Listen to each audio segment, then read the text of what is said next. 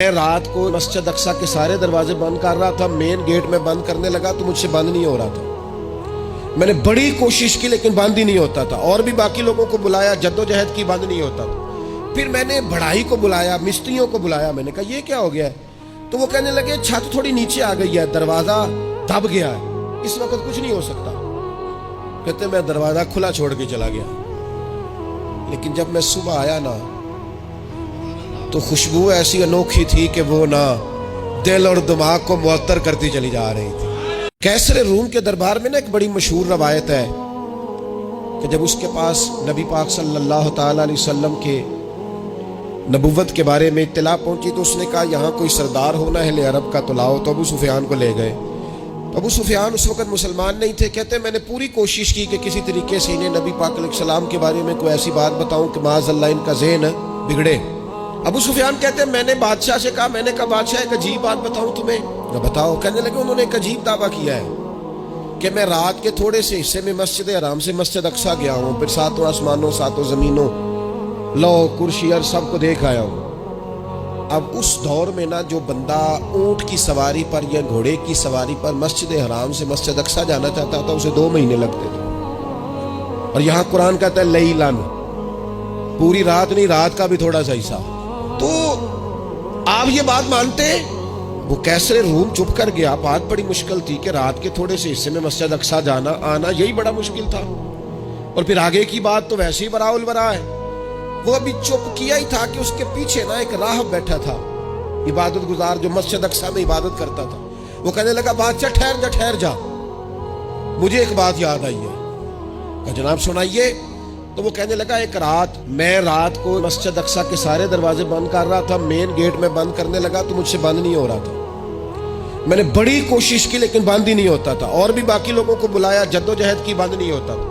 پھر میں نے بڑھائی کو بلایا، مستریوں کو بلایا، میں نے کہا یہ کیا ہو گیا ہے؟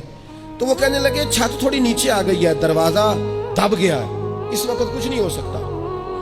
کہتے میں دروازہ کھلا چھوڑ کے چلا گیا، لیکن جب میں صبح آیا نا تو خوشبو ایسی انوکھی تھی کہ وہ نا دل اور دماغ کو معطر کرتی چلی جا رہی تھی۔ رنگ ڈھنگ نہ دو، تھوڑی دیر ہوئی ایک آیا کالیاں زلفاں والا، تھوڑی دیر ہوئی ایک آیا کالیاں زلفاں والا، ایویں 2 گھڑیاں میرے من وچ رکیا ہے۔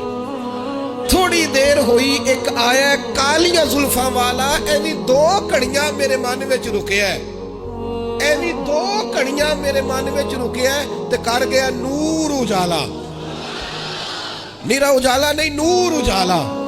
تھوڑی دیر ہوئی ایک آیا کالیاں زلفاں والا، 2 گھڑیاں میرے من وچ رکیا ہے تے کر گیا ہے نور اجالا۔ عرصہ ہوا طیبہ کی گلیوں سے وہ گزرے تھے، اب تک ان گلیوں میں خوشبو ہے پسینے کی۔ کہا اتنی خوشبو، اتنا انوکھا انداز۔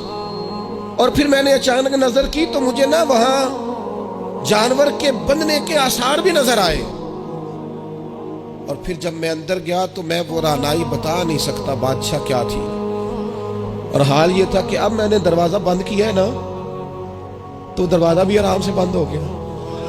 وہ گڑبڑ نہیں تھا، وہ کسی روکنے والے نے روکا تھا۔ وہ کیوں رکا تھا؟